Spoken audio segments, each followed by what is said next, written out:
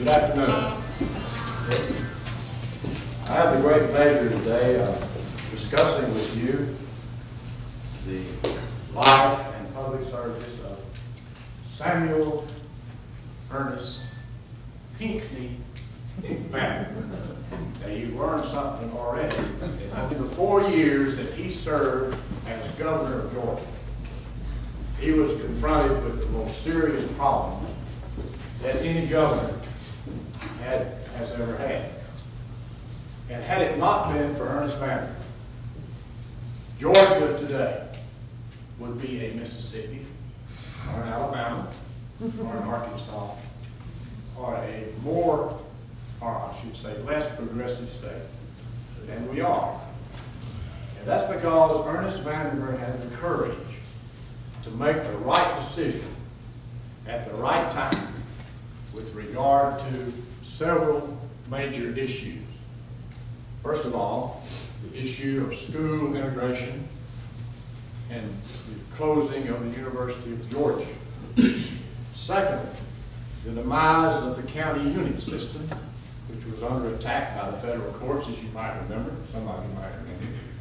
Thirdly, Georgia, had it not been for the Vandivers, Ernest and his wife Betty would still be in the dark ages with his mental health program, because they took that on as a major project and they created a statewide system of mental health.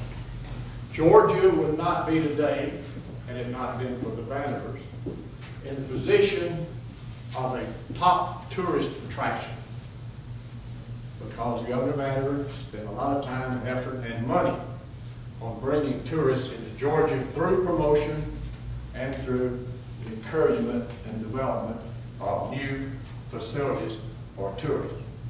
Now, what I say to you today probably will sound somewhat prejudiced, because it is.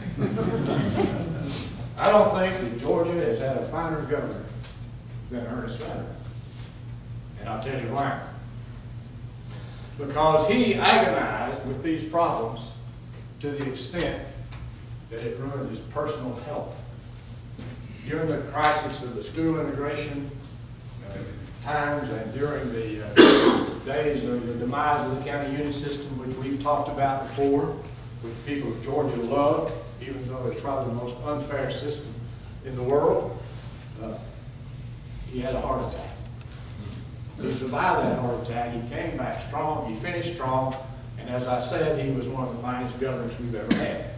I'm not alone in saying that. I want to take a minute to tell you what others have said.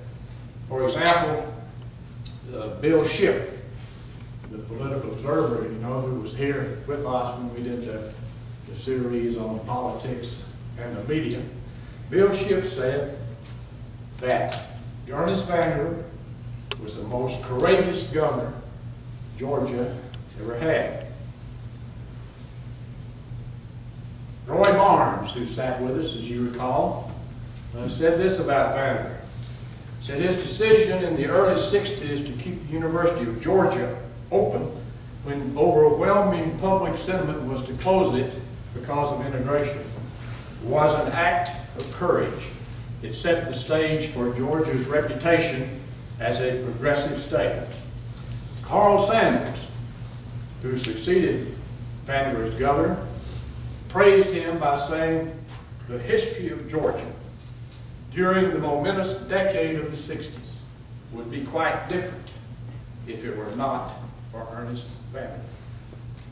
Former Governor and President Jimmy Carter called him wise beyond his years for laying the groundwork for all that followed him in the governor's office to do the right thing, both for Georgia and for the rest of the nation. Carter also said, and I quote, "If you took away everything that Ernest Vandiver achieved during that political crisis, you would not have known him as the most courageous governor this state has ever had." Now, Carter at the time was chairman of the Sumter County School Board. So he, like most school board members around the country and around the state, were agonizing over what to do. Nobody knew what to do. Nobody could guess what the courts meant when they ordered us to integrate our school. We simply didn't know how, and they didn't tell us. So everybody agonized over that problem at the time. But Carter said, and again I quote, "We watched with great concern what happened in Arkansas and Mississippi and Alabama when the governor stood in the schoolhouse doors or in the state capitals and defied the American military and defied the U.S. Supreme Court." He went on to say, "Ernest Vandiver did just the opposite. Although he may have shared some of the local views in those early days, he was wise beyond his years." I think that Ernest Vandiver has not received all of the praise he deserved for guiding Georgia through that period. Now, today I want to attempt to divide the legacy of Ernest Vandiver into three parts. First, I want to talk about his early life. Then I want to say a few words about his political career. And lastly, I would like to look at the mark that he's made on Georgia history. And we're fortunate today to have his daughter, Jane Vandiver Kidd, who is our special guest. She is a former state representative and was just chosen, I guess is the word, chairman of the Georgia Democratic Party.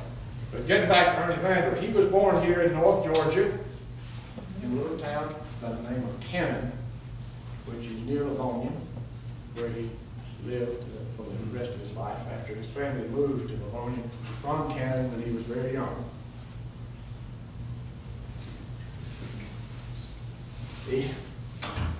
He was born the only child of Samuel Ernest Pinckney Vandiver Sr., his father, who was a wealthy farmer and business owner in Livonia. He had two siblings from his mother, who was a widow, and she married Mr. Vandiver Sr.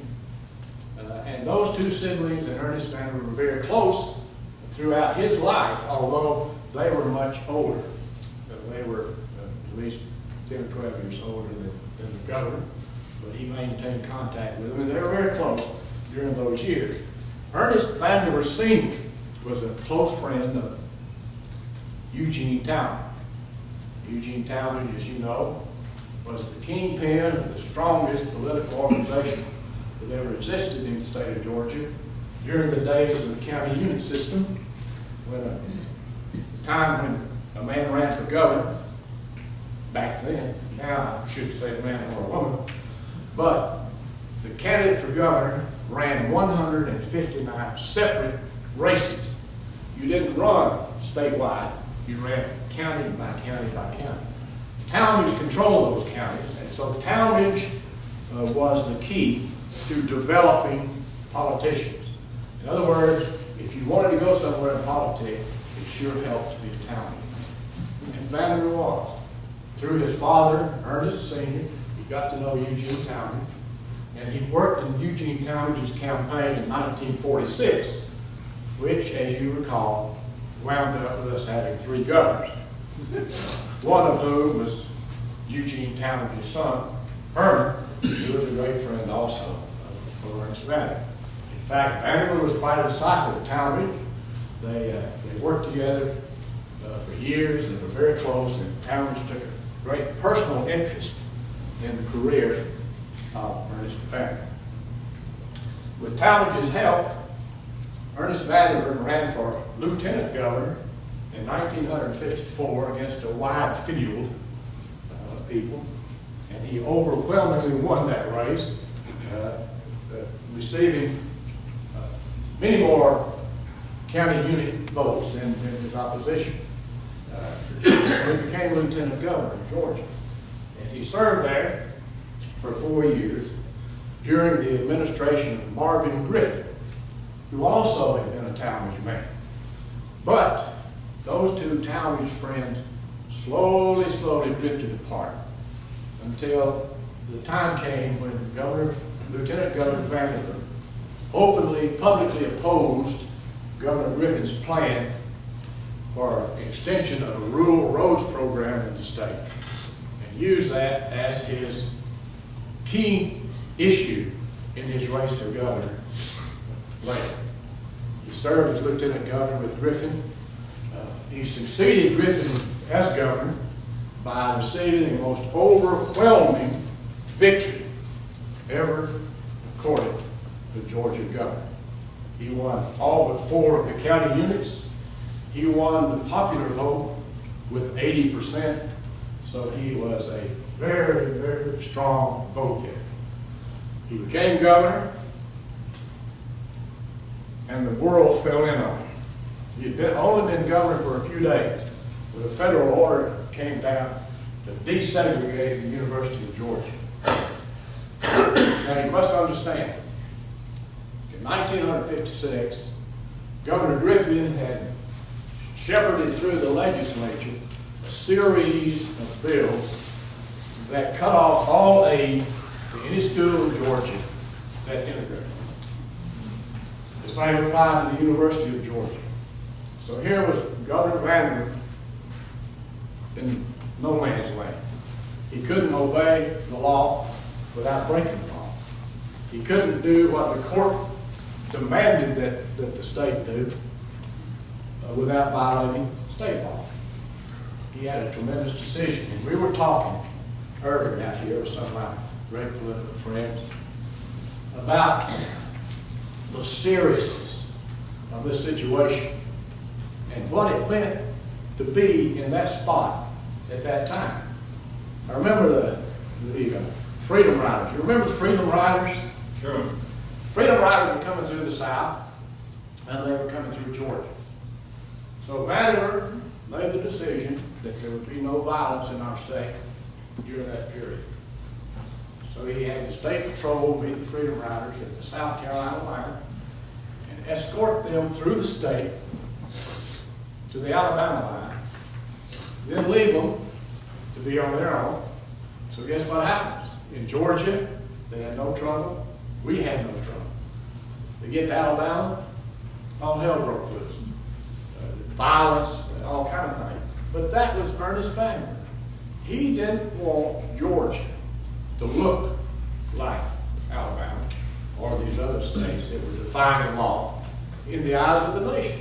He made that decision. Now, remember, at that time, and I said this earlier, at that time for a politician to do something like that was about as wise as taking, I don't want to say that, he had, you know, it would have been, his political future, I'll put it this way, his political future was about as safe by doing that as it would have been if he'd taken a gun and shot himself in the head.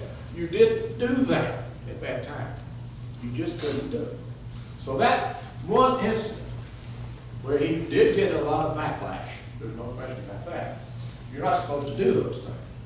But that one incident, in my judgment, was they gave him the impetus to make his school decisions, which he did alone, and it resulted in peaceful as you can get Georgia during that crisis. Now, we've spoken about, and you've heard about, a great meeting that Vandiver had when he was governor.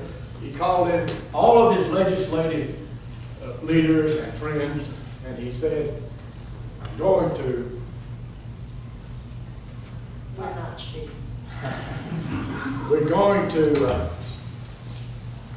I want to speak to you now. I asked you to come here to tell you goodbyes.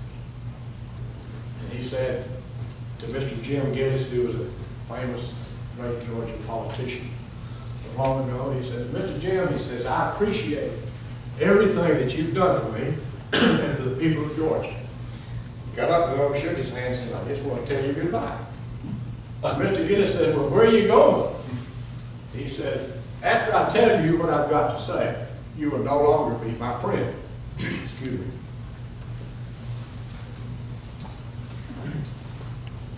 Cold weather. You'll no longer be my friend. So he went down the line. He got up to Carl Sanders. Carl Sanders says to him something to this man. You know, Governor, I know what you're about to say, but I'm with you.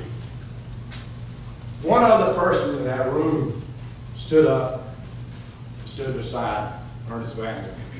That was his House floor leader, a fellow named Frank Twitty from deep South Georgia, which made a difference in those days. Twitty says, I'm with Sanders. And so, before it was all over, all 50 of those people had decided that they would support Vandiver in his effort to do what the court ordered us to do. And he did. And they did. And as a result, he was able, through his leadership, to remove some 77 state statutes that penalized various segments of our society for their involvement in school and integration and integration of public facilities. So he did that. And had it not been for that, we would not be the state we are today, and he would not be remembered as the man that he really was. You'll have to excuse me, I've had a pretty bad cold, and I'm sure most of you have. This seems to be the order of today. Would the cough drop count? Yeah, thank you. Thank you very much. Okay, well. All right, now I want to get down to a short period of time. You know, they asked me to come over to the Georgia Historical, North Georgia Historical Society and do a lecture on Georgia politics during the decade of the 50s. And I said, good Lord, you know, that would take weeks. Because when you look back at the decade of the 50s, you had the beginning of the real Georgia. And it was all these people, Talmadge, you know, Griffith, Vandiver, Sanders, all of these people and their administration. I said, I'll tell you what, I will give you a lecture on Ernest Vandiver, and that will only take 2 weeks. So, Ernest Vandiver left office as a very popular man among the moderates, the business people, and the thinking people of Georgia.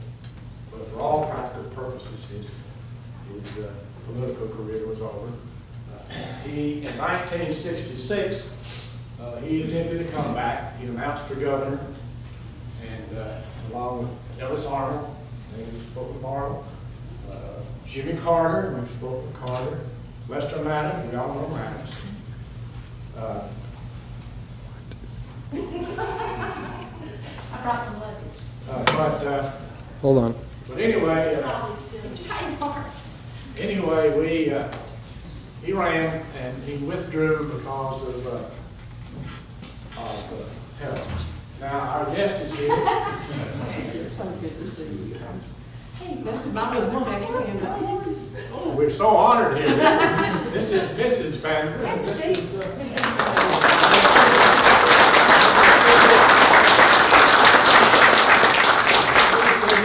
Now, the rest of my lecture is right here. Right here. This is Miss Betty Vandiver, the wife of Governor Vandiver, and her daughter, his and her daughter, Jane Kidd. Hey, I'm so glad to see y'all, and I apologize for giving everybody a little heart attack. We were here, we just were coming over the mountain, and we did run into a little sleep, but it wasn't bad. So I think things will be fine. Maybe on its way. But when I got the call or the email to come talk, I said, well, I think I'd like to bring Mama with me. You know, she knows a lot more than I do, and she was older during all of that, so she remembers.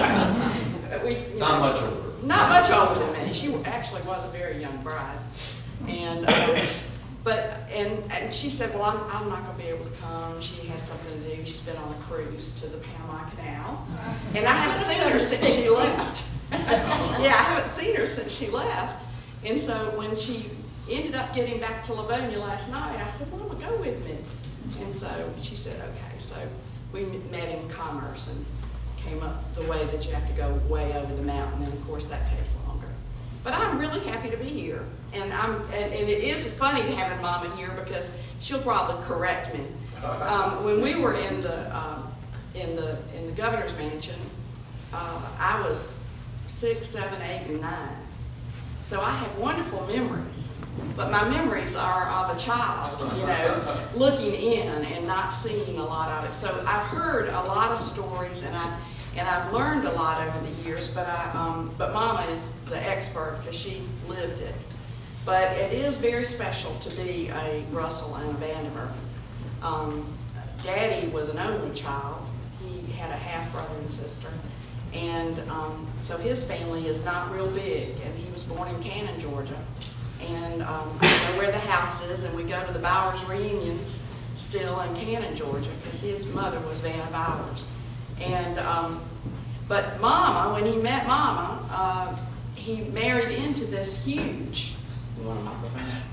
He married into this huge Russell family, and my grandfather was one of 13 children and was the closest brother to Senator Russell. So I grew up around politicians and politics all my life. And I say that because it's not because I know about a lot about politics or that I ran a lot of campaigns. The only campaign I remember helping Daddy with was when he ran for Senate in 1972, and it was after my freshman year in college, and I really worked in that campaign and ran with that. But all I remember is being able to meet wonderful people and being in a good place at good times to meet outstanding individuals, and I've always felt very privileged for that. But the big thing about growing up with these two great men were that to me, political service is what politics is all about. It's public service. It is taking care, it's making government work for the people, for the taxpayers, and making it work. And so that's been my perception of politics all my life. And that's why I feel so fortunate to have had the experiences that I had. Daddy I remember on election night, I was left home when he ran for governor. Now, he had been adjutant general in Georgia, and then he was lieutenant governor. And before that, he was, Mama, you tell me, you stop me if I'm wrong. I will. She will. Before he was adjutant general, he worked for Herman Talmadge, who was running for governor. Right? Managed the campaign. Managed the campaign for Herman Talmadge. 48. She's got the dates. But he's been mayor of Livonia. Oh, he was mayor of Livonia. He was the youngest mayor of Livonia when he came home from the military. That's when I get kind of soft on the details. But so that had been his first political office, and I don't know, but he went to the University of Georgia, and this is an interesting story from my perspective. I'm going to talk about things I've heard and not things that I lived through. But Mr. Vandiver, Daddy's father, was a very precise and intelligent man, and he believed in setting goals. And Daddy was how old? Graduated from high school. He had graduated from high school, and they sat down and wrote out the goals for his life, for his future. What do you want to be? What do you want to do with your life? You And finished he the may have story. been younger than. I think he was younger because he hadn't been to Darlington. I think he was maybe 8th grade. I don't know, but Daddy Vandiver said, now let's sit down here and talk about what you want to do with your life, where do you want to go. And Ernie had been raised in a political family because Dad Vandiver never held office, but he always took active part in every election. And he was a farmer and raised cottonseed and sold way out in the Delta in Mississippi, sold tons of DPL cottonseed. That's all I knew about that. But he took Ernie to a Gene Talmadge rally when he was a child and just kind of threw him into a political ad so that he might find out whether he liked it or not. And I think Ernie, well, I know, he said he made his first political speech when he was 18 years old for Jane Kidd. So then when, well, I have to Tell about this note though. Well, when he was born. but the note, and then Dad Vandiver said, I will go off on tangents.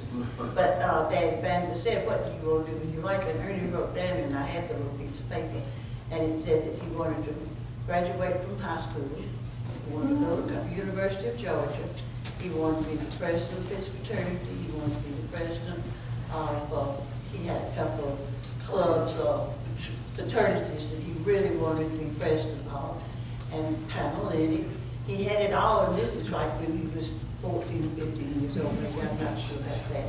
But anyway, and then he said he wanted to be governor of Georgia, and he wanted to be a senator from the United States. Now this is a child, you know, really. A 12-year-old. And he wrote it all down. And as I say, I have a little piece of paper that said what he wanted to do with his life, and he set out to do all of those things, and he became one. He became the president of the fraternity, president of the ODK, and the BIPI, and all of those organizations. And then he got to be governor. And so he knew where he wanted to go all the time. I don't know anybody with that kind of direction. I think that's a great story. I told these people I had the privilege of working with government. Yeah, and I've already told them that I'm very prejudiced, that I think it's the greatest government who ever lived. Well, thank you. You know I agree with you. I think Betty Vandiver was the greatest first lady. And let me tell you why. Because I will never forget your work with mental health at Bakersfield State Hospital. And I wish you'd tell us a little about that. That's what I was thinking she could do. She, and I'll tell you from the child's standpoint, when Daddy got elected, we went to Atlanta to the governor's mansion just to see it, like the weekend before we moved in. And it was a big old rock house in Ansley Park on the Prado at then. And it was great up on a big hill. And now when I look at it, it's not as big as it was, but it looked like a real big hill then. And they let us loose, and we ran all over every bit of that house. Huge rooms, and but there was no downstairs and upstairs. The den downstairs was our den. I mean, you know, we really watched TV down there. It was not like a museum with antiques on the ground floor and a living quarters upstairs. We lived everywhere in the house. There was an upstairs room that we turned into a den and watched and made TV trays sometimes. So these are my memories of the child living there. But there were no servants or anything. We were lucky to have a chef. They brought in a cook every day from the prison system to cook for us. And they, of course, I loved them. It was Grady and David Walker, the two that I remember. And I was a little, you know, 6-year-old running down there and ordering pancakes and watching, you know, him cook for me. But I remember holding the bricks for the Milledgeville. Mom and Daddy went down there, and the conditions were atrocious at the Milledgeville State Hospital. And really, at that time in Georgia, from what everybody tells me, that's where all mental patients went, or any, we would call them developmentally disabled people and people with mental retardation and mental problems. Right. Crazy. Yeah, then it was a really, then it was a real tragedy, and people gave up family members when now they'd stay in their homes, thank goodness, and that kind of thing. But Mom and Daddy went down there, and the conditions were atrocious. They were very affected by it, and there was no church, there was no place for anybody to worship, and so what'd y'all decide? Well, no, what, actually, I got to say, we were 24 doctors, no, 12 doctors, 12,000 people. And you cannot believe what they lived in, what they were eating, how it was served, and you cannot imagine the flies and the heat. And I mean, it was just so horrible, and the poor people just sitting, doing nothing, absolutely nothing.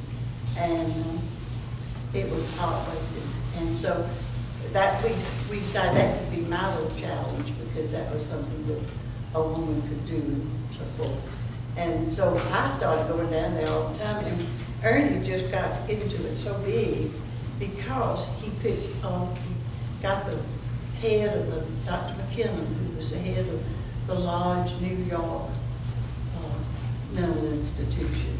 And he was a doctor well-known to come in and take over. And but actually we were fortunate, I'm going to get to the chapel, but actually we were fortunate in that at the same time that this was all going on, Cuba and Cubans were having that horrible time.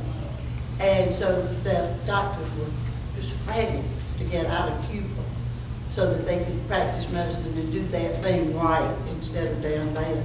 And so we had, I don't know how many now, that seems like a long time ago, but we had lots and lots of doctors who wanted to come and would live there just for the food and its bad essentials to get out of Cuba at the time. So therefore, we got a lot of good doctors, and then Dr. McKinnon brought in a lot of American doctors who had done this kind of work. And the doctors who were there had tried hard. I mean, they wanted to do, but you just couldn't do for 12,000 people. And so many of them had been there forever. Their parents had put them there when they were 6, 7, 8 years old. They were there with the older people. And I remember one particular old lady that really, she had attached herself to this little child. And this little child did not have the minimum over 4 or 5 years old. And she adopted that little girl. And she would sit there and write that baby all day long. That's all she could do. And she didn't, I don't know about all that. Anyway, they did not have a church. They had no way to worship except to go into the gymnasium, which was the same place that they did arts and crafts. They had their dances. They had the Saturday night, what do you call it, square dancing. And that they did that at the same place. And they could have church service, but it was in the same place as the basketball games and the baseball games, and so they couldn't distinguish between church and square dancing. So Mr. John Sibley and Dr. Louis Newton, and some of you older people will remember some of these names, Dr. Louis Newton and Bishop Alf J. Moore, and there was a rabbi, it was Don Einstein, but something like that. And then, anyway, it was just a wonderful coalition of ministers and rabbis and priests, and we all got together and we had a wonderful committee of people, and we started a brick for the chapel. And it was, the architects had told us it would cost about $750,000. Well, you know what happened to that. By the time that got going, it got up to about $950,000, and we ended up, the churches, not we, but the people in Georgia, sitting in pennies, nickels, dimes, and quarters. Sunday school classes would send $1.76. You know, it was the most outpouring of love you've ever seen. We raised $1 million, and we built the chapel down there, and it's still there, Chapel of All Faiths. And some of the greatest things that happened about that, take up your time, but the greatest of the things that happened about that is then they have a chaplaincy program now. And in order to be a chaplain, and most ministers now go down for 1 quarter and learn how to treat, but more than treat, it's to recognize the potential patients and be able to maybe help them before they ever have to go down to medical school, because pastors are so close to congregations and they know how to treat, and then they recognize and then they can treat before they get down there. It's a beautiful chapel. There's a Jewish synagogue on one side and a Catholic temple on the other, cathedral over here, and then the rest of it is Protestant. And it is a gorgeous building. It has the downstairs for meetings. And anyway, y'all probably pouring of love you've ever seen. We raised $1 million, and we built the chapel down there, and it's still there, Chapel of All Faiths. And some of the greatest things that happened about that, take up your time, but the greatest of the things that happened about that is then they have a chaplaincy program now. And in order to be a chaplain, and most ministers now go down for 1 quarter and learn how to treat, but more than treat, it's to recognize the potential patients and be able to maybe help them before they ever have to go down to Milledgeville, because pastors are so close to congregations and they know how to treat, and then they recognize and then they can treat before they get down there. It's a beautiful chapel. There's a Jewish synagogue on one side and a Catholic temple on the other, cathedral over here, and then the rest of it is Protestant. And it is a gorgeous building, has the downstairs for meetings, and anyway, y'all probably did some of it. Who knows? As your Sunday school class may have built that, because it's such a beautiful monument to the love of Georgians for the underdog. Because it really, they did that, and then of course Ernest hired and bought. In fact, Dr. Schaefer was on, and some of you probably knew Bruce Schaefer years and years ago, but anyway, he was on that committee that helped do it on the medical side. So, well, and as a child, there are pictures of us holding the paper bricks that you could buy for the Chapel of All Faith. So that's my memory, except that always hearing Mom and Daddy talk about how bad the conditions were and then how great it was when things got better, and what they did to really make that happen. Before we get off the subject, let's talk for a minute about the Vandiver motorcades. Right, that's come on, this is no. It was all about Daddy. Anyway, but the Garden Club of Georgia, if you're a member of the Garden Club of Georgia, works with the governor's motorcade. What do they call it? it's not the, It's not the governor's. She it's knows not better the- than I do. It's not the Garden Club. Mayor's motorcade. It's the mayor's motorcade. Well, my garden club contributes to it. That's right, no, Garden Club. But it's the mayor's motorcade. But I'm it's- happy to say that I helped work on that, but it's the Georgia Municipal Association. Georgia Municipal, yeah, Georgia Municipal Association. And that includes the mayors and the city council of all of Georgia. And all of them adopted taking presents down to Milledgeville. And back then there was just one. So we had thousands and thousands. We've got There's pictures. pictures of a whole room full I of mean, you presents. cannot believe how the cities of Georgia did that. And then after that, they're still doing it. They're still all doing it. y'all do it every Christmas. It's an M Day for Milledgeville, or however they want to present it. But it was the first time some of those people had never had a present. And we had the most fun on Christmas party that you cannot believe. And the mayors and the policemen from All the different- policemen and the sheriffs would bring down the gifts. and it just cars and truckloads. And of course, manufacturing places would give pants, shirts, house coats, whatever they made, they'd get it in just big boxes. And it really was the best Christmas.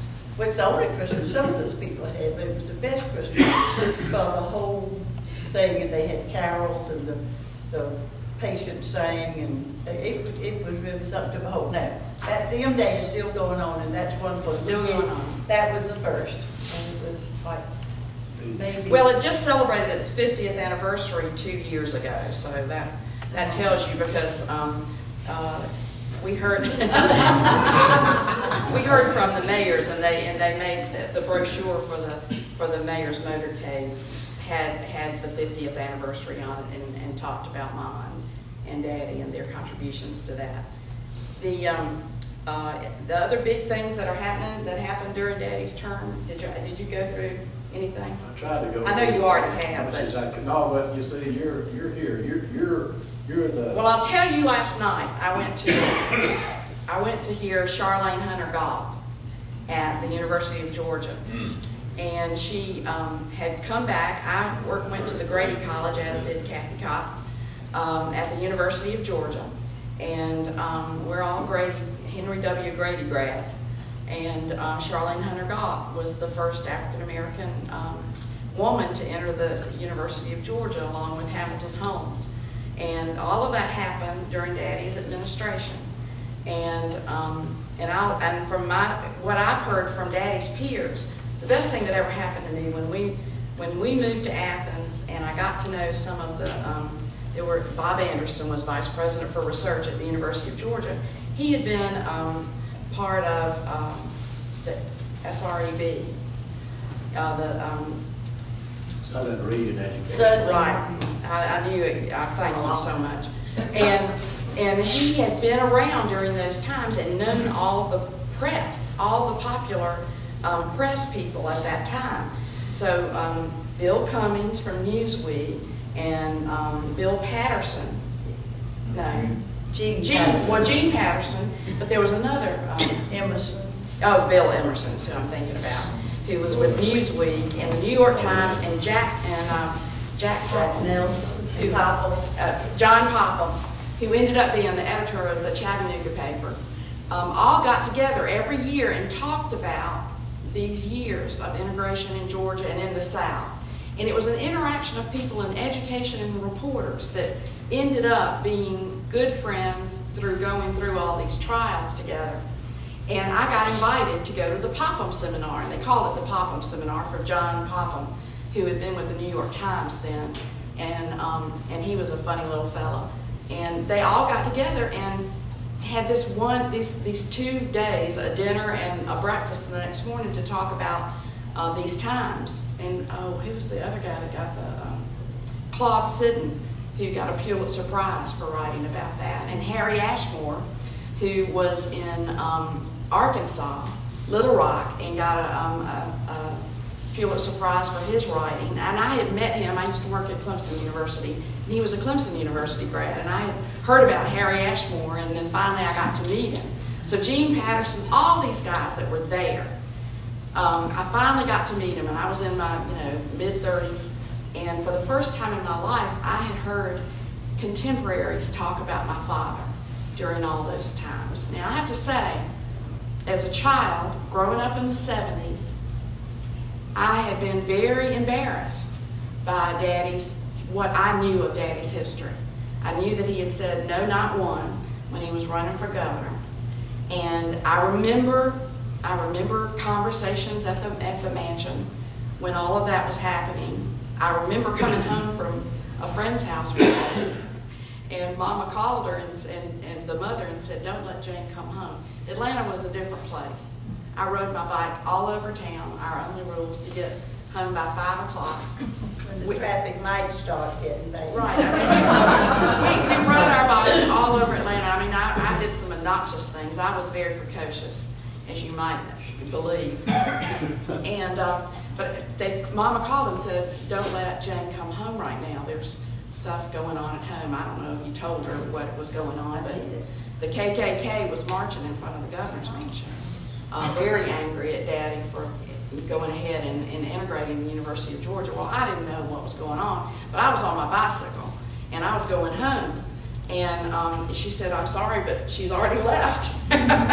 Well, all I remember is, coming down the street on my bicycle and seeing these silly people dressed in sheets and cone head hats, and they were on my sidewalk, and I had to ride my bicycle on the sidewalk. So I just went beep, beep, beep, beep, and ran them all off into the street. And, I guess Mama was a little worried about me. But I was down there, they were on my sidewalk as far as I was concerned. I didn't know who they were. And so that's my, those are my memories about the integration of the University of Georgia, and then after that, the schools in Georgia. But Gene Patterson, what I heard from these people that knew Daddy and knew him as a contemporary was that he was the bravest, most courageous governor ever. That this was the hardest decision anybody could ever make. It was political suicide for his future, and that and so I saw a side of my father that a child doesn't get to see very often, really, when you think about it. Gene Patterson remembers the night that they had to take Charlene Hunter Galt out of the university because of the riot. And Daddy called him late, in my mind, in the middle of the night, and was worried about what he was going to do the next day, whether to take her back, whether to, keep her out of school or take her back. And Gene Patterson remembers him saying, I'm concerned, I'm not sure what I need to do, I'm concerned for her safety, I'm concerned for everybody. And Gene Patterson told him, "Well, Governor, I'm sure you'll do the right thing." And the next day, they took Charlene and Hamilton Holmes back to Athens. And they really didn't have, you know, major problems after that. I'm sure Charlene Hunter Gall and Hamilton Holmes, you know, endured a lot of ridicule and harassment. As a matter of fact, I heard about some of it last night. Tom Johnson was there, the former president of CNN was there to introduce her, and they were in school together. And he had asked her to join the Red and Black. He was editor of the Red and Black at that time. And she came for a couple of weeks, but even the people at the Red and Black were not very kind to her, and she just quit coming. Didn't enjoy that experience and quit coming. But many years but after that, I was working at Clemson and doing some, actually that was after I moved to Athens and was working for the University of Georgia. Henry King Stanford was the interim president before Chuck Knapp came on board. And I, in my job's capacity working for the university, took him to New York to meet with media. And one of the people we met was Charlene Hunter Gall, and that was the first time I had ever met her. Since that time, I met her again at the university after something, and I talked to her about, I didn't really talk to her that day because the story was Henry King Stanford and the university. But I did get to talk to her once, and she said the kindest thing. She said, you know, I've never thought about blaming your father for anything. You know, he was just doing his job. He was the governor, and he did what, you know, what he had to do. And I mean, she said, I appreciate what he did and how he did it, but I was never, you know, angry or disappointed in what he had said before. And she was very generous. And then in 2001, the university had the 40th anniversary of the integration of the University of Georgia, and it was a big celebration. And to tell you the truth, I had a part in getting that started. I walked, at the time, I walked with some lady friends of mine, and one of them worked in the provost office at the university. And I said, we were talking about integration or something, and I said, you know, I don't think Daddy and Charlene Hunter Gall have ever been in the same room together. As far as I know, they had never met. And my friend Carol kind of took that back to the provost, and they got people started on it, and they decided, you know, that it was, they needed to make something, a celebration about that 40th anniversary. And so at that dinner, I think at that dinner, the night before all the lectures and everything, Daddy and Charlene Hunter Gall met for the first time, 40 years after that time. And then the next day they stayed on the same stage and talked, and George T. Smith was there. He was in the legislature at that time. And Carl Sanders was there, and came after Daddy, and they really, and some of the judges who were involved, and Horace Ward, I'm going to forget some people, but it was this amazing group of people who had been there during all of that, who were 40 years later talking about it, and it was just a wonderful celebration. And Daddy was glad he was there. Everybody was glad they were there. They met people they, you know, in a way that they had never met each other before. And so it was really a great experience for me to get to know my father in different ways from the eyes of other people. Mama can tell you what was going on inside the house, Mama. The only thing that I thought about that would be good is that I don't know how any of you feel about the media, and it doesn't matter how any of you feel. It was completely different in the early 50s when Ernie and I married in 47, and he managed the campaign in 48, became adjutant general in 48. And the way the press was back then, the media, we didn't have TV, let's face it. We didn't have TV until, gosh, in the late 60s, really, that you were using political campaigns. But the press, if they trusted you and you trusted the press, you could have ongoing conversations. No, off the record and on the record. And you could tell those reporters anything, and it would never get printed, but it would help them make the story. This is what Ernie just loved about the press, because if they knew the background of the story, then they could use that to make today's story out of it. And Ernie and I had the best relationship And with all the press, and some of y'all might remember some of the names. I saw something the other day about M.L. St. John, and I had not thought of M.L. St. John in 55 years, but he was the Constitution head reporter at that time. And then you take people like Reg Murphy, and Jack Nelson, and he won a Pulitzer for the Milledgeville thing.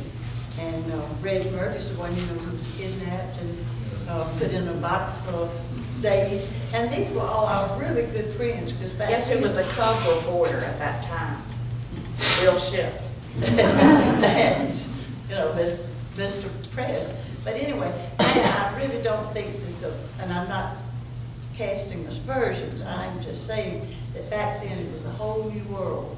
You could tell them what you thought, and they didn't put down what you thought. They broke down what was right, or what had happened, or the facts. The facts. They didn't In a embellish it. They didn't try to put their editorial feelings on anything.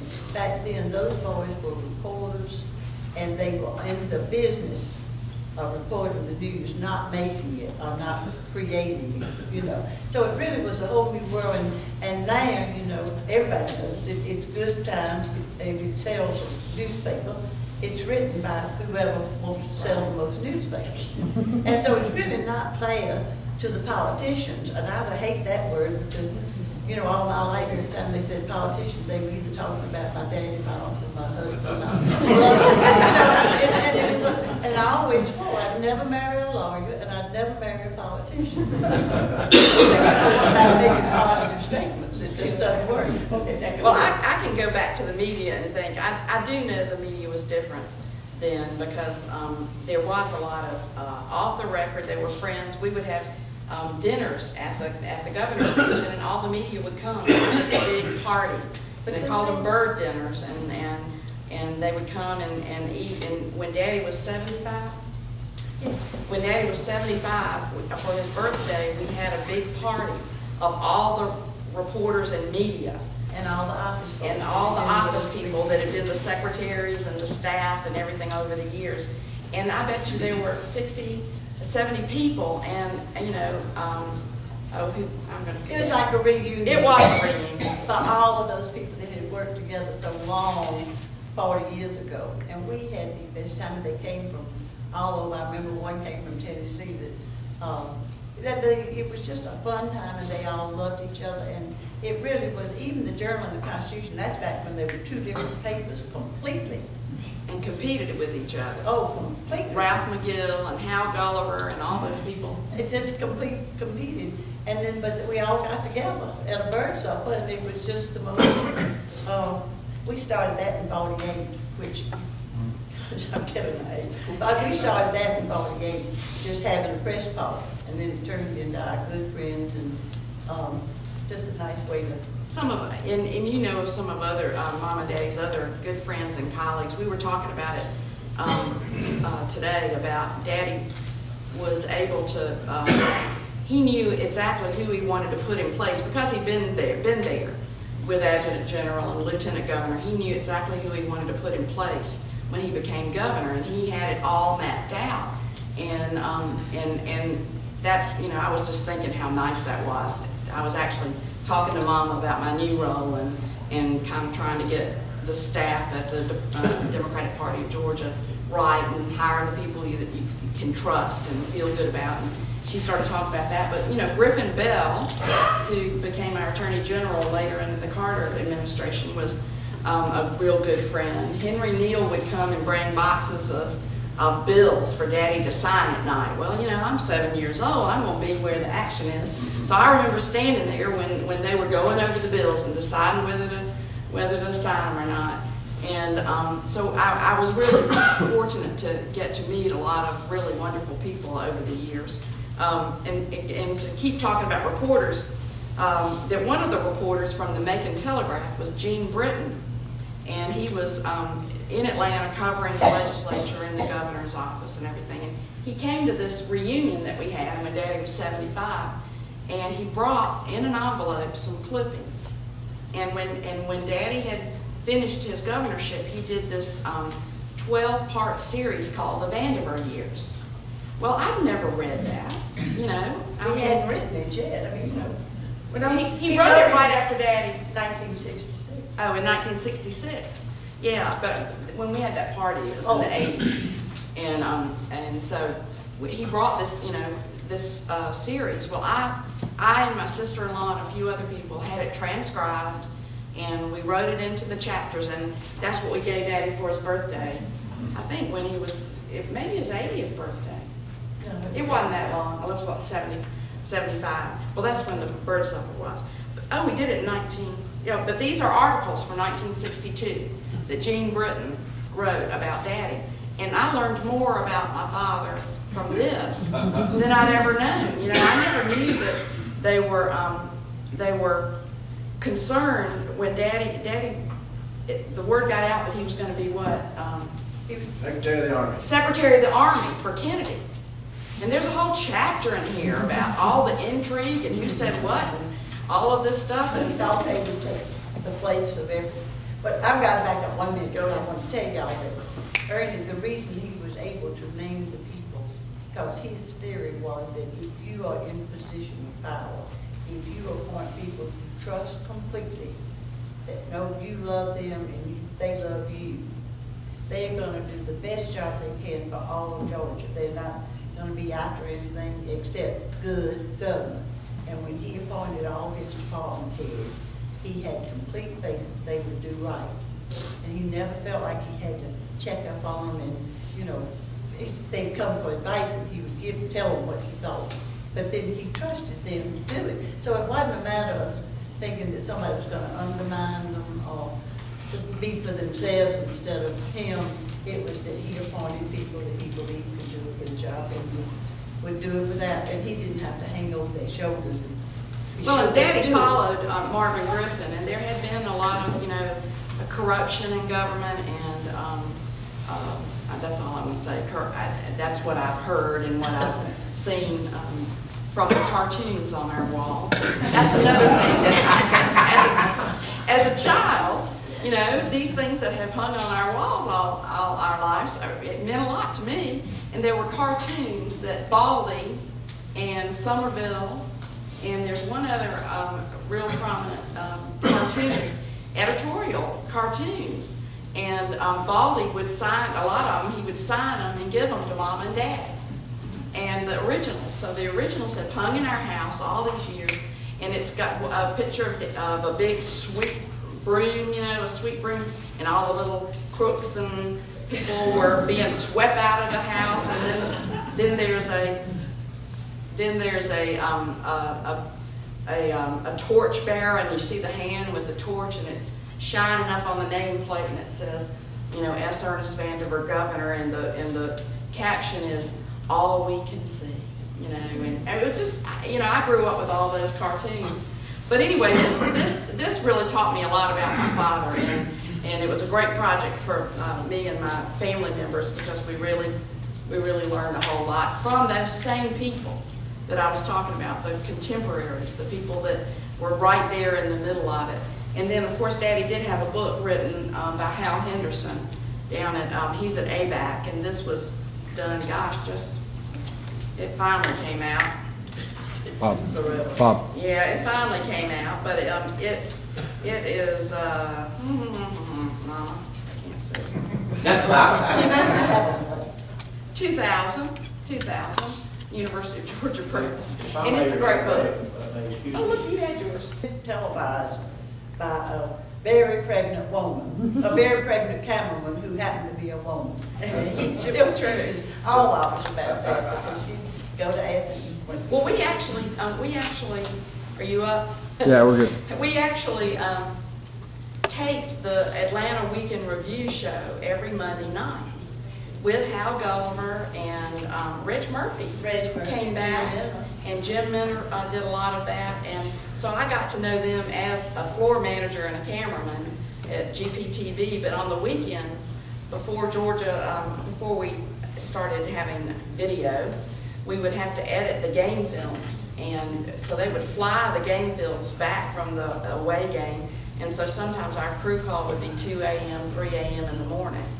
And as you can imagine, it'd be me and 6 other young people, and Vince Dooley and Lauren Smith was always kind of stretched out on the couch asleep. And all kinds of things happened.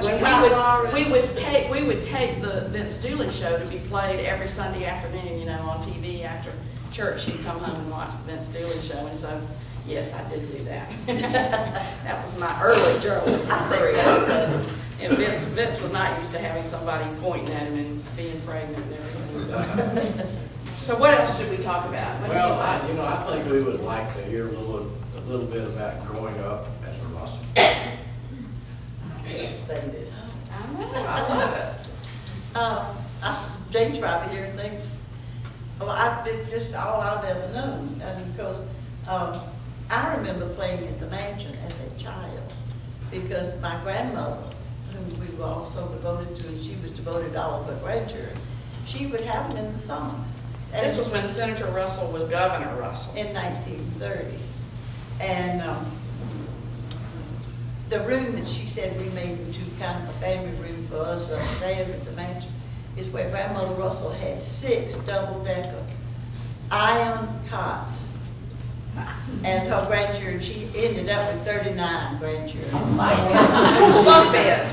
And they were bunk beds, double-decker bunk beds, and you would sleep 12 hours. And that's about all they had in 1930. But later on, they kept having grandchildren. But grandmother was his official hostess, and so I remember living at the mansion, not living, but staying at the mansion with my grandmother and Papa while Uncle Dick was governor. And so then, and I remember the celebration when he was elected senator, and I remember also I think this is funny, but Gene Talmadge started accusing Uncle Dick of paving all the sidewalks in Russell, Georgia. And there were 2 houses out there, our house and Grandmother and Papa's house. But he got to have all of the state that we had, that he'd spent the governor's money, Monday, taxpayers' money, I'm sure he said, to build sidewalks. And all of a sudden, you have to remember in 30, Uncle Dick had brothers who were just 14 and 15, because he was the oldest. So he had all these young sprouts, 14, 15, 16, they at home, and they got this huge sign. And they put all their money together, and there was a huge sign saying 50. I used to say it was 100, now I've seen print. It said $10 reward for anyone finding sidewalks in Russell, Georgia. And up with a big car, and I remember playing on that too. But then Uncle Dick was always so good to his nieces and nephews. He never had children of his own, never had a wife. And but we all grew up knowing that we were like his children. He did things for us that enriched our lives, because he always came home to see Grandmother as often as possible. And I think that's why I really get a little riled up when people talk about all politicians are crooked, all politicians are after what they can get. I never knew a politician like that. My daddy was, that's a funny story. My dad was a federal judge, and Uncle Dick voted against him both times. Senator George recommended him and sponsored him for the federal judgeship, and then he was made district judge and circuit coach, thank you, Mom. Circuit Court of Appeals. It used to be 5th, now it's 11th, but he was 5th, and he'd go from New Orleans to Houston and hold court, and he was gone quite a bit at that time. But all the politicians I ever knew were the people I loved, and they were all, I know they were all respectful, but I know they were all honest, and it still riles me a little bit to hear people talk about crooked politicians and, oh, he's just out for what he can get, that kind of stuff. It really riles me. I have known a lot of politicians, and I would think that 9 out of 10, maybe 8 out of 10, I really can't know nothing. I just know that most of them want to do what's right. And sometimes it's the press, and sometimes it's the other party. Sometimes it's just an enemy from back home that gets things going that are not like it seems. And twist headlines and make something that's not what it is. And I defend politicians the best I can. I just know the ones I have known. It is not prying into your private life. Would you please tell us about your first date with Ernest Vandiver? Well, that's kind of funny.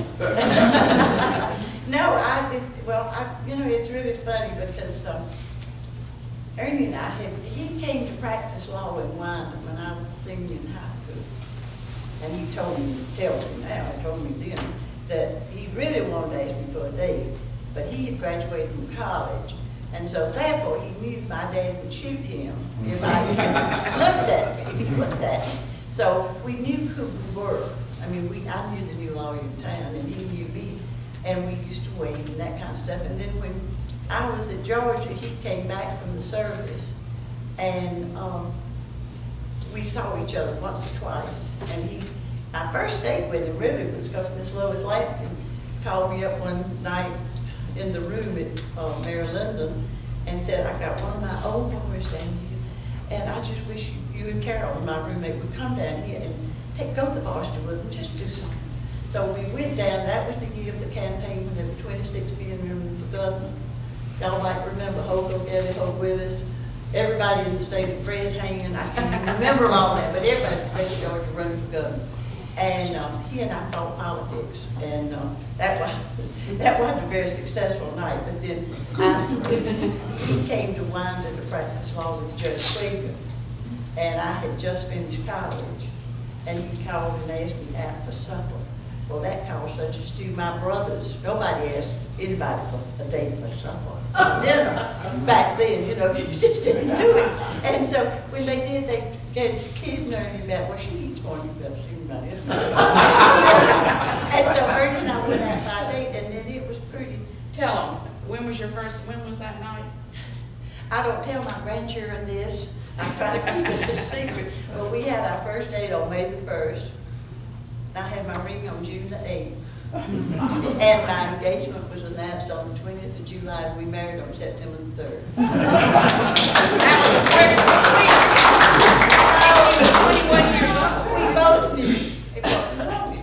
We both did. It just was magic. And, I was 20 really. She was 20 and he was 9 years. 29. He was 29. Was that on his list? No, it doesn't have that. It doesn't have anything except to find a fine wife. That's what That's it. Daddy Vandiver added that. I'm going to tell you that. It's nice that you brought it up. No, it was magic, and we nearly had 60 years, which is really something when you think about it. So it must have taken or whatever. But thank you for asking. That brings up a lot of good memories. Yes, I was. I think Henderson said that was the year, I believe, that Eugene Talmadge ran against Uncle Dick for the Senate.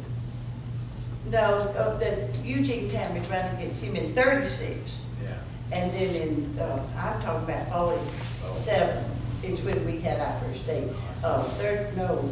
Ernie was, she wasn't but 18 and 36. That's when he made his first talk. How old was he when he was elected governor? 58. He was 30. He was the youngest governor in the United States at the time when he was elected. And so if he was 30, that means Mama was I was 21. No? No. How old were you? Anyway, she had 3 children and was about 25. I had all 3 of my children by the time I was 26, so it must have been, I was 30, 31, and Dave was 39 or 40, I guess. Yeah. It was fun. It was a nice I think about that now. I can't even imagine a governor and a first lady of Georgia being that young. You know, that just, to me, seems kind of amazing. I do remember the Kennedy inauguration when we went up on the Southern Crescent on the train, and when we woke up the next morning in Washington, it had snowed, and I remember sitting out on a bench. I mean, it was just a bench in the snow, watching Robert Frost read his poem, and the pages flip off the podium because it was a windy day. And I remember seeing this kind of carrot-top, red-headed guy that must have been the president, you know, being inaugurated that day. But the best memory I have is after it was all over, we all went to Uncle Dick's office on the hill and took off our socks and our shoes and our gloves and our coats and put them all on his radiators. And I tell the story because he was never happier than when his family was around. He really loved all of us, and because he loved Mama and all of his nieces and nephews so much, he loved their children like grandchildren. And every Christmas we'd go to the big house and see him, and he'd have a pocket full of silver dollars, and that's what he'd give you for Christmas, is a silver dollar. And he was just a real special person. I have letters from him all through my high school years, and he died when I was a senior in high school. So he always, you know, worried about us, cared about us, and wanted to know what we were doing. And I was fortunate enough to have all of his brothers. He had so many brothers. Uncle Fielding was head of the English department down in Georgia Southern, Fielding Russell. And then Jeb Russell was a Presbyterian minister in Memphis, Tennessee. And he married David and me back in 1974, and Mama and Daddy. And so we were really fortunate to have that kind of family. I don't know how long we can talk and y'all stop me. I'm hard to stop. We don't have any time limits here. Well, I'm hard to stop, but Uncle Dick was talking about caring for Oliver. In 1943, he came home very often to see grandmother, as often as he could.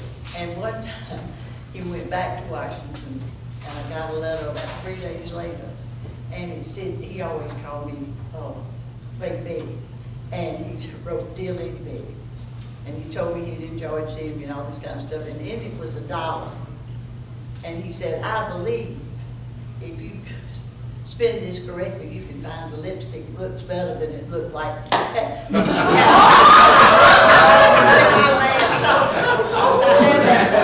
he said, just see if you can't find some lipstick that looks better than what you had on. I mean, it's very personal. But yeah, I got the letter, you know, because it was such a, and of course I probably was hurt at first, but then I got over it because I had so much. Would you tell us about his World War II military service? I'm sorry? His World War II military service? Ernie? Yes. Yes, he wanted to fly so bad, but he was in law school, so he was deferred. And boy, I haven't heard the word deferred no longer. He was deferred to finish law school, and then he wanted to be a pilot. So he was about 22 years old, and at that time, as some of you may remember, he went into ACOR as a cadet at 18. Or you could go in at 18. That's when most of the boys went in during World War II. And Ernie wanted to be a cadet so badly that they took him into the cadet corps, and he was thrown with all these 18-year-olds, and he had already graduated from college. And so or law school as a matter of fact, but he went in and he was first sent to Miami, and he got through his first personal training. And then they put him on, and we still keep up with some of these boys, it's why it's so big, a funny story. But they put him on a train in the middle of the night one night in Miami, and they woke up in Decatur, Illinois, with snow this deep, and they all still had on their khakis because they hadn't issued them the wool clothes from Decatur, Illinois. And so they went to Decatur, Illinois, and then after all of that training, he started flying, and he was certified as a pilot. He was flying B-12s. No, that's about right. B-17s. B-17s. And he was flying B-17s, and one day he had a horrible cold, and he tried to get out of flying, and they said, "Oh, you're kidding, so go and fly." Anyway, he flew, and it ruptured his eardrum.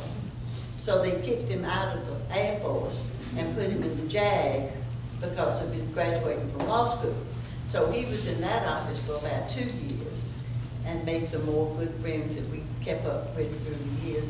And then he was released, it's not the word, but anyway, in 47, he got out at the end of the war. When was Okay. that? Was that when he was in Arizona? Oh, yeah, we took one trip one summer, and went to all the bases where he had flown from and to, and where he was jagged, and that was a fun trip. And that was because that was a big deal, because that's where he found Mexican food. And he loved Mexican food better than anybody I've ever known. He taught the cook at the governor's mansion how to cook Mexican food, and tortillas, and we had all this stuff at the all the time. And as a matter of fact, there's he got to be a good friend of the El Toro people in Atlanta, and then finally, about what, 10 years ago? 10 years ago, they built a La Cabana in Livonia, Georgia, at the intersection. Please come if you ever go through I-85 in Livonia, Georgia.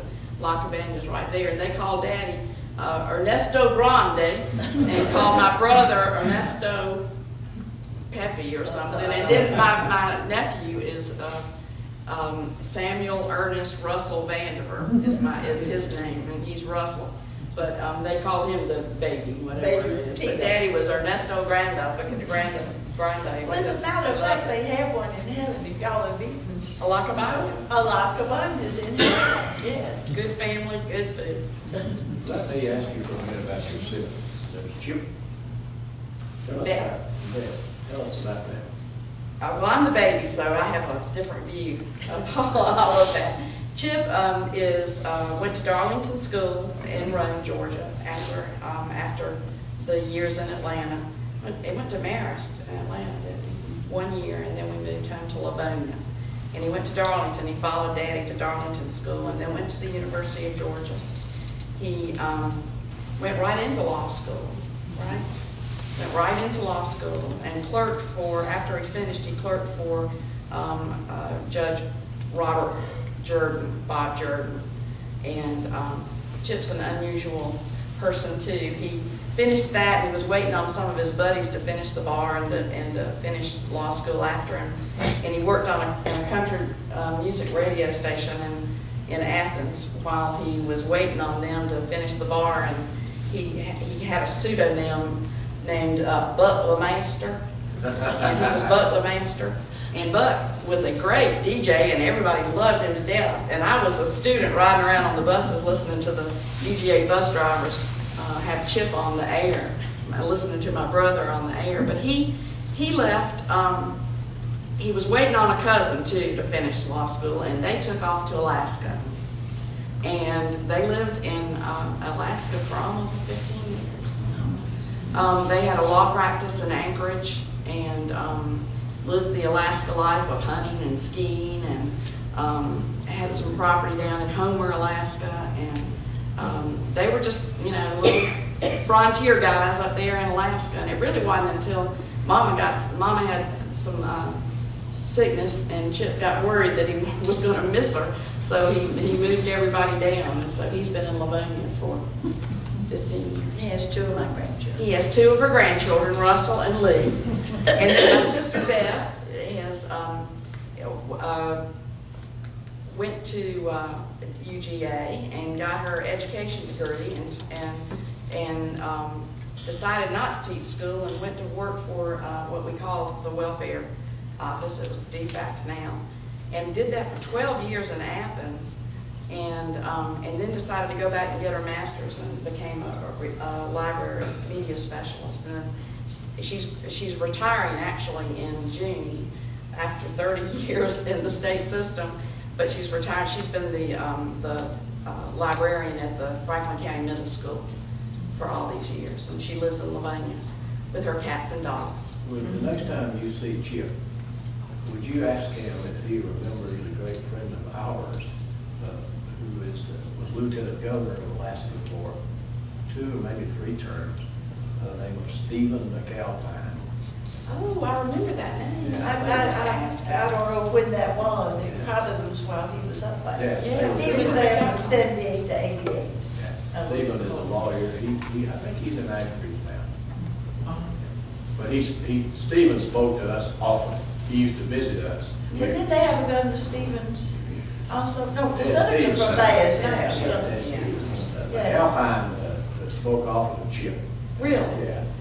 Well, Chip came home and his law office in Livonia, Georgia, had a big bear rug on one side of it, all kinds of ivory and walrus teeth. You would have thought you walked into Alaska at his law office. Well, I told him if he couldn't make a living practicing law, he could always open up an Alaskan museum. Because it really, he has quite a bit of all that. I failed to inform you ladies at the beginning that one of our policies here is to take questions from you. I'd rather say one other thing because she hadn't gotten to it. My other two grandchildren are her children, and we have Elizabeth, Frances Elizabeth, not Elizabeth. And she is being married in June, so we're all excited about her. She is an educator, really. She loves the children, she loves teaching. She tried to give it up, stayed away about 6 months and couldn't stand it. She's gone back to the 2nd grade teaching those little children, and she just loves them better than anything. And then her son, my big boy, is Alex, and he is named for his father and grandfather. And he's graduating with hope from Ole Miss this spring.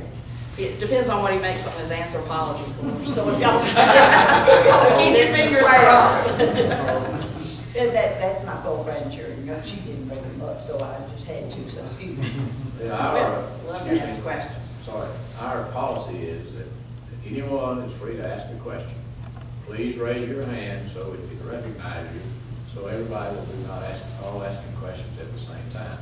Now, I'm reserving a couple of questions for you toward the end.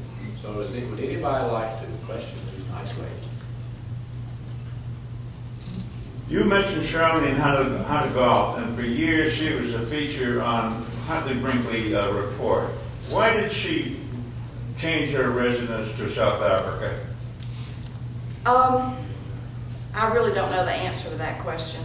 I think it's because, I'm not sure if, I think she might have married a South African. And she was very interested in what was going on after her experiences in the United States. She was very interested in apartheid. In Mandela and all that. Mandela and what was going on in South Africa.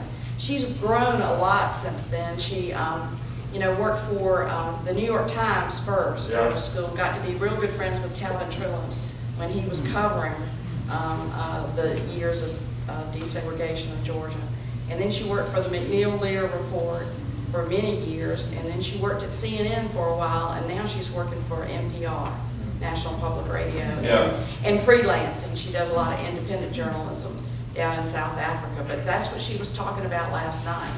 And there's still so much corruption and still so much, so many problems in the many countries there. She did say that that the media is much, that what is said about, what is reported about South Africa, so much of it is untrue. That all the countries are generalized into, whatever image you have of Africa as a continent, and that the media is a real problem there, and the Western media is a real problem in their depiction of what's happening there. So she was being kind of a media critic of media last night when she was talking. Thank you. And you were Question? Put your hand up. You didn't call on me. I just wondered if you two ladies would entertain the possibility of taking your show on the road to schools. I can't think of anything that would be more wonderful than for our young students, our middle school students, our high school students, to hear this living history. Because I've just been sitting here imagining, I'm a teacher, and I've been sitting here imagining what it would be like for my students to be here. And I don't know if you would consider that, but if you would, I'd like to talk with you later. I'd take her anywhere. Good. I'm proud to take her anywhere. No, we have a lot of fun together, but it's really interesting. There's no memory as quick as the voter's memory when somebody else comes in. It's amazing how fast you get to be a has-been. But really, Ernie had quite a few opportunities to go and speak with groups. 3rd grade, 5th grade, 7th grade, mostly around Livonia and around our area. But it was such a joy to him to go, and the children, even 8-year-olds, could ask some very pointed questions that really you had to search your soul to answer them, because they were really asking questions that just you wouldn't believe an 8- and 9-year-old would ask. And I used to tag along because it was pretty 24/7 after 72. But no, anyway, he loved appearing before that, the children, you know. And like I say, it's just amazing the questions those children would ask. The only thing I think that something like that could offer, and it bothers me a lot, that because I grew up just like Mom around government officials, politicians, and I know, you know, that they're good people. But I think the way communication is and media is today, and I'm a defender of the media. I'm a journalist by trade, and I really, you know, good journalism is the best thing that is going for telling us about what's going on in our world. But I don't think children really feel like that those people they see on the TV had a life just like theirs. You know, had a mom and a daddy and a grandparents, and you know, had the same problems and the same things happen to them. And so I get the sense that there's not a lot of touch and base with the real person and anybody, celebrities or politicians or anybody. And so that, to me, would be a benefit, is just for people to be able to say how things were, and for people to say, well, gosh, I don't remember when I did that with my grandparent or whatever, and just that you're real people and you're not targets. And sometimes that, you know, you feel like a target in politics. And I think also, going back to this teaching students and so forth, I think there's such a lacking in civil, we used to call it civics. You know, civics, you learn. I got tickled the other day, we were talking about presidents' birthdays, how they've all been grouped together. I could have told you everybody's birthday from George Washington down to Robert E. Lee when I was in the 5th or 6th grade, because that's just one of those things you had to learn. I mean, you had to know the president's birthdays, you had to know everything you could about the independence and the Constitution.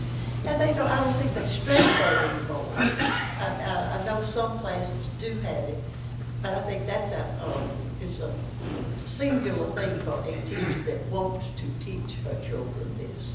And you have to want to do it because it's not in the curriculum. And then I'm really big.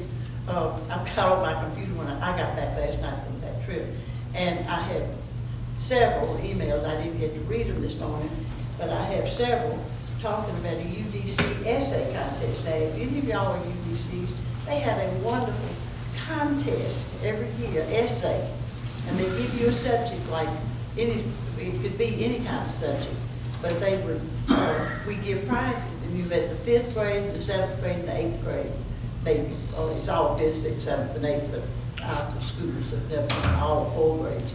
But they have something like, well, this last year it was about the cyclorama, and it was you could not believe the study that those children did into the cyclorama.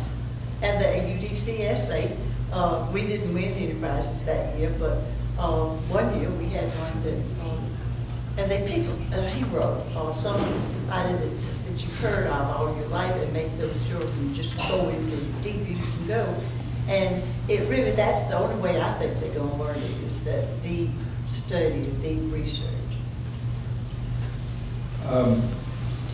We have seen in recent years a shift in the political situation here in Georgia. In your time, Mrs. Vandiver, it was all solidly the Democratic Party, and it was really a one-party system. It has become a one-party system again. And your daughter on your left hand is new, just been appointed, isn't that right?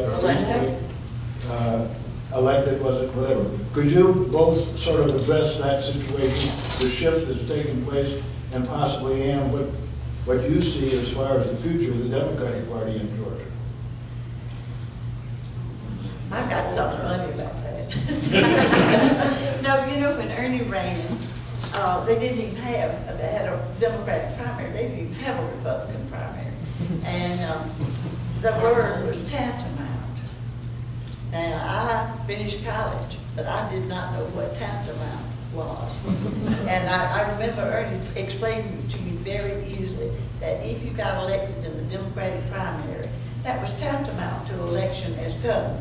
So you didn't have to keep running from June till November, because you were, if tantamount, that's a verb. Anyway, you had already been elected as governor. So therefore it didn't matter, because nobody was going to run against you in the general primary. Well, now it's not that way. Now you've got the Republican and the Democratic primary, and you can't vote but one way in that. And then you've got these people coming together for another 6 months. And I really think it's killing off people. People are tired by the time it comes November. They are tired of everybody. I mean, you know, they've seen them all, they've heard them all. And I wish that, and I won't go off into what I agree. Well, I do but I do think it's, it used to be tantamount to election, and it's no longer tantamount to election. Well, it might be the other way around. We don't want to go there, and that's not what I want. I mean, I think actually having two-party system is a very healthy way to debate issues. It's not a healthy way to attack people, and I do think that a lot of the partisan, it's just such a phrase now, partisan bickering in Washington and in our state and all over the country has led people, has turned people off of politics in general. And I think the relationship between citizenship and your commitment to your country and the importance of voting and your civic responsibility to help others and to elect good people, all of those things have kind of gotten lost with this kind of celebrity politicians and the bickering and the fighting and all of that. And I really hate that, and that is kind of what, I mean, it's not something you can snap your fingers and change. It's going to be a long process, but it's time to change. And I don't think, I'm a Democrat, and I'm not anything like what the word from, the Republicans have been very effective communicators of who they think we are. And I'm not those things. I'm not that creature, you know, that they describe. And I was telling Mom at lunch, I mean, we do talk politics a lot, you can imagine. But every party has their extremists. And we have not, as far as a Democrat, we allow more diversity. Democrats are more open to changes, to differences between people.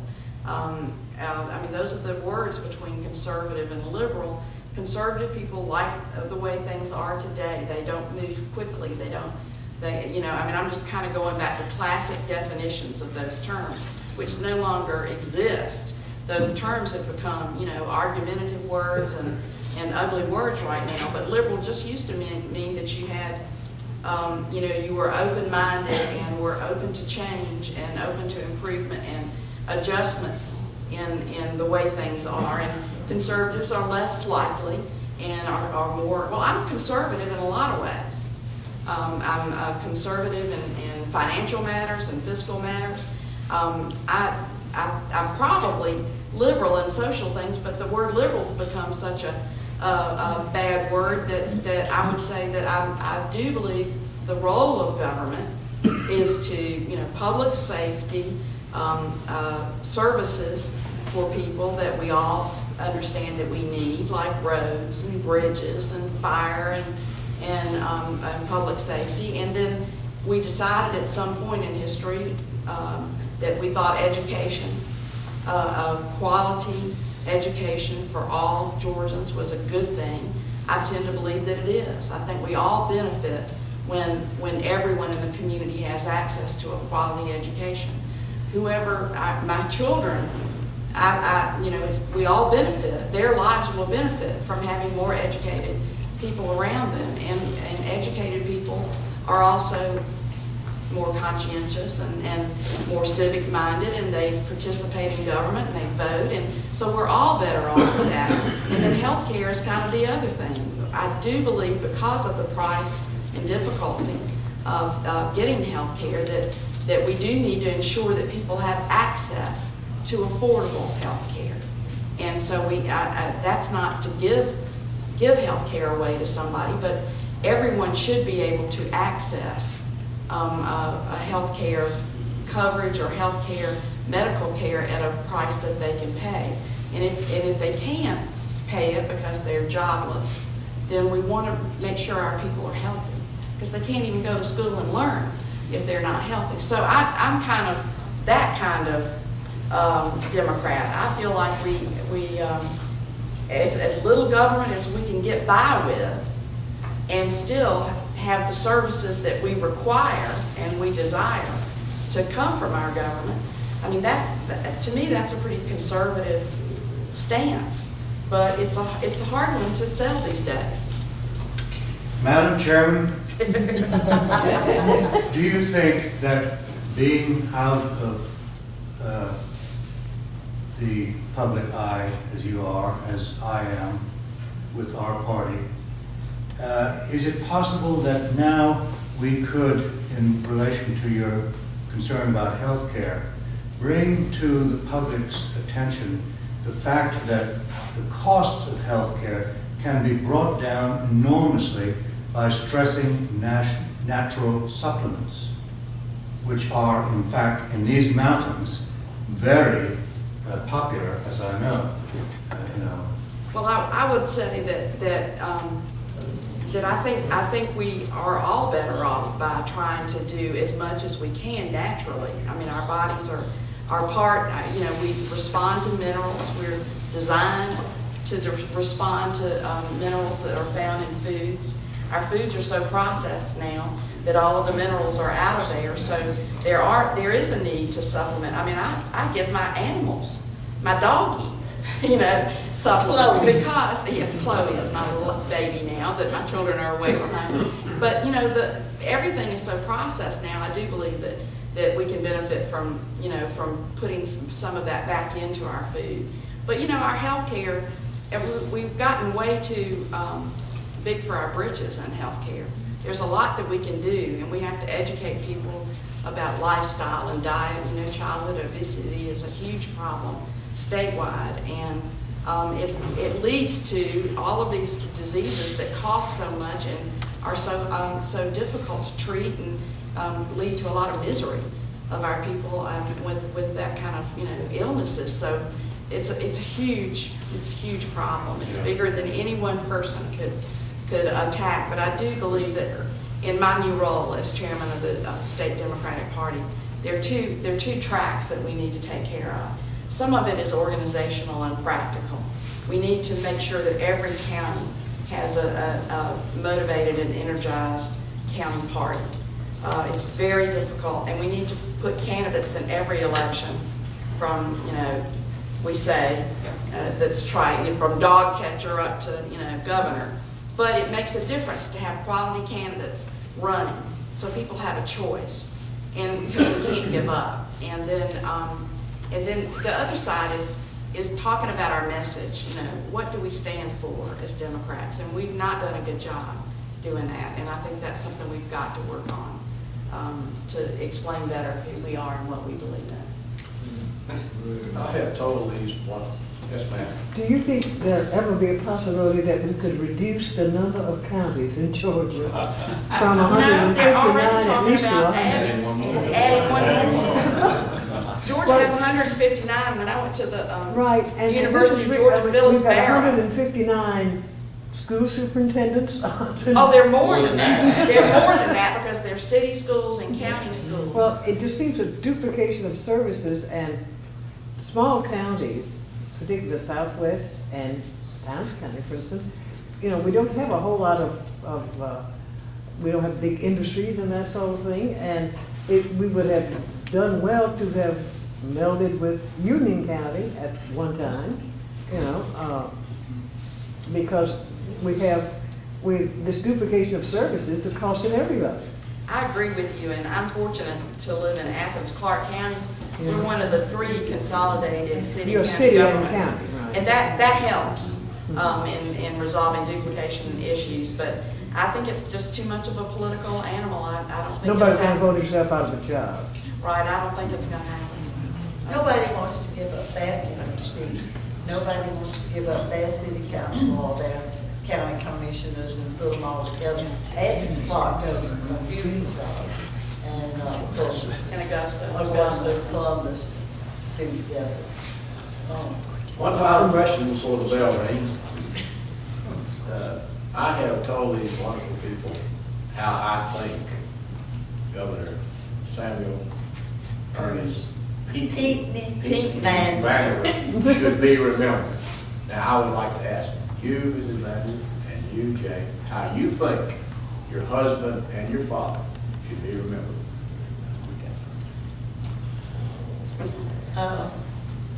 Well, I'm prejudiced to begin with. I said that. Well, I said that. so was I. I confess that too. Bless you. I wish I had been here when you, anyway, I know that he did what he thought was best for Georgia always. It never occurred to him to do anything really for himself, and he did sacrifice. You know, he ran for Senate in '72 and narrowly lost, but he always thought that perhaps his role in the desegregation of the schools probably still cost him enough votes to make that difference. He and Sam Nunn had a little agreement between the two of them that whoever won within the runoff, that they would shift all their votes to the other one. And I've always thought that Senator Nunn did a beautiful job. Deep in my heart, this is not how Ernest wants me to remember, this is where but deep in my heart, I really don't think he could have emotionally taken the fiasco of Nixon, because we all argued with him. You know, he's guilty. You can look at what he's doing. And Ernie defended that man because he honestly did not think that anybody who was elected president of the United States would go back and deceive the people. I mean, it just was beyond his belief that anybody could do that they could, you know, stab the people of the whole country in the back. And he believed that, but I just know that he did the best he could for as many people as he could, for as long as he could.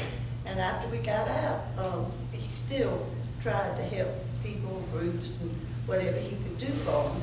And I do feel like that I'd like him to be remembered as somebody who did the best they could, that he was ever capable of doing for as many people as he could, for as long as he could.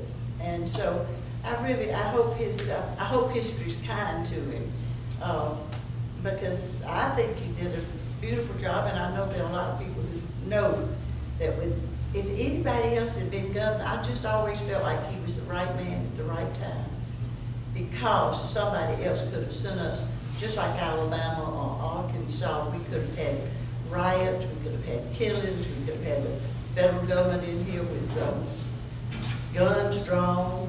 And I do know that he did have an agreement with President Kennedy that no matter what happened in Georgia, that he would not send federal troops, that Ernie could handle it the way he thought it should be handled by Georgians, not by the federal government.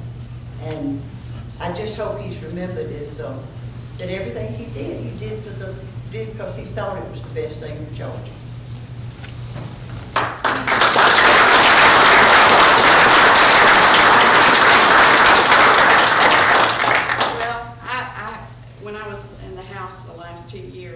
I was lucky enough to be able to walk over from the LOB, which is the Legislative Office Building, and I would walk in the door and Daddy's portrait would be right on the left. And there were plenty of days when the first days as a legislator were really scary and confusing and hectic, and I would look over and, you know, kind of salute him, you know, and think, "Be with me today, Daddy." And he actually, he died in February of my first term, so he was very ill at that time, and it was the second year, it was hard. you know, to remember all of that and be there. But I think the words integrity, the word integrity probably describes him best for me. A man of integrity and honesty and principle. The other reason he couldn't believe Nixon had done anything, because he taught us that you respect your elected officials. And you may disagree with them, but they're always, if the governor's always the governor, and the president is always the president, and you can disagree, but you always show the other person respect because they're elected. They were elected by the people and they are currently serving. So integrity and honesty and principle, I guess, would be the three words I'd use for that. You know, when I think of Ernest Vandiver, I think of a poem, my mother, who was elected 18 times. She was a politician. She sure was. Elected 18 times in our little town there, city council, Clayton, Georgia. She recited this poem to me one time that I will never forget, and it goes like this. Bullfight critics, ranked in rows, crowd the enormous plaza full, but only one is there who knows. He's the one who fights the bull. Ernest Vandiver fought the bull.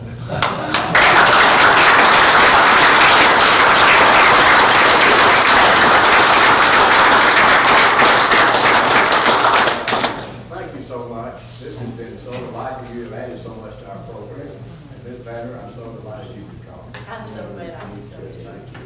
I appreciate We it. have a friend of yours next week, Judge Griffin Bell. Oh, is he coming? Good. Well, He did my best. He's so busy right now. He's a wonderful person, He is.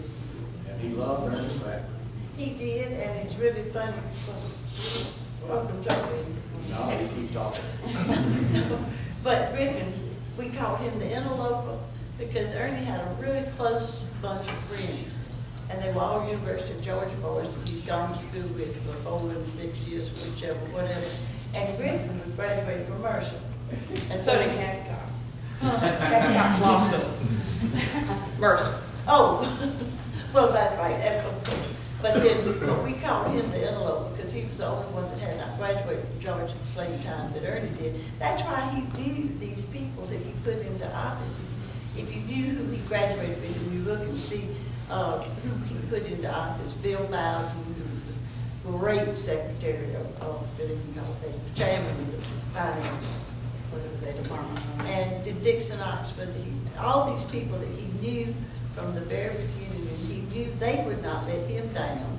They would do as good a job as they could for everybody, and so he could turn them loose. You know, you be director of this, and you be this and that, and together we can make a good government for Georgia. And it was just it must have been a little easier time for us, actually, all in all, because now it's gotten so big. Ernie James talked about 2 servants we had to cook, and I had some wonderful Fanny Smith, who was my cousin girl, who took care of my children when I was in and out and gone, and the minutes and so forth, she down there taking care of. But, well, I forgot where I was going, got to see me more. It's bigger, things are more complicated. We used to go on a boat every weekend. We, not every weekend, but we'd go to Lake Lanier on a Friday afternoon. We all had our little jobs, and we'd pick up boxes and run out of the house, drive to Lake Lanier, get on the boat, and on Sunday afternoon we'd come back to Atlanta. Well, the governor can't do that today. The governor's children can't, see their parents the way that we used to. It's just really, it is a whole new world, and I'm glad we were in it.